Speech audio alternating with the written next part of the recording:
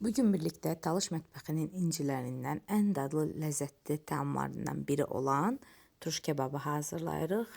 Qeyd edim ki, mənim ən sevdiyim yeməkdir bu. Düzdür, hazırlamağı çox çətindir, amma çox dadlı olur. Bunun üçün təxminən 700 qram ətimin üzərinə böyüklüyündən asılı olaraq 1 və ya 2 dəstə cəfəri, 2-3 ədəd soğanı maşından keçirdim. Ağız tadıma uyğun olaraq duz, istiot da əlavə edib yaxşıca qarışdırıram.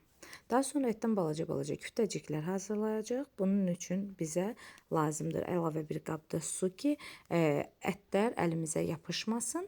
Əlimiz quruduğu zaman suya batırırıq. Daha sonra küftələrimizi hazırlamağa davam edirik. Küftələrimiz çox balacadır, fındıq boyda, amma balaca fındıq boyda. Küftələrimizi maksimum bərk sıxmağa çalışırıq ki, qazana töküldüyü zaman açılmasınlar. Əgər ətiniz çox yumuşaqdırsa, yəni maşından çəkən kimi vaxtınız varsa, bir neçə saat soyuducuya saxladıb, daha sonra küftələrinizi hazırlasanız yaxşı olar, amma vaxtınız yoxdursa, sırazu da hazırlaya bilərsiniz, əgər ətiniz yumuşaq deyilsə. Hazırlamış olduğumuz küftələri bir qırağa qoyub, daha sonra başlayırıq sosunu hazırlamağa.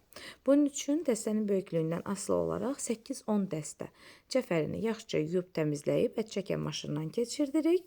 Daha sonra isə üzərinə 4-5 ədəd, yenə böyüklüyündən asılı olaraq soğanı da ət çəkən maşından keçirdib, birlikdə vam odda suyu çəkilənə qədər və rəngi qəhvəyi tona dönənə qədər bir qarışdıra bişiririk.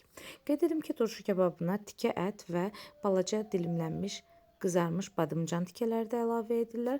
Bizim evdə bu şəkildə xoşlanılmadığı üçün mən bu yeməyə əlavə etmirəm. Əgər sizin ağız dadınıza uyğundursa, o şəkildə də hazırlaya bilərsiniz.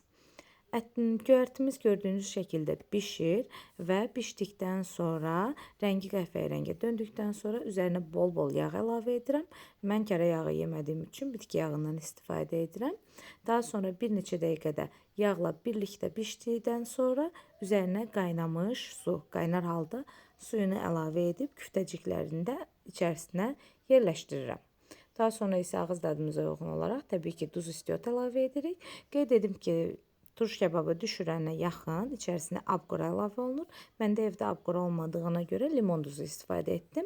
Limon suyu, siz də həmçinin limon suyu və yaxud da sirkə əlavə edə bilərsiniz.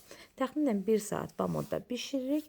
Tam suyu çəkilib yağa düşənə qədər, videoda gördüyünüz hala gələnə qədər bişirmiş oluruq və əsasən də bu yeməyi paxlalı plov və yaxud da lərgə plovla servis edirik. Hazırlayan hər kəsə indidən nuş olsun, özünüzə yaxşı baxın, hələlik.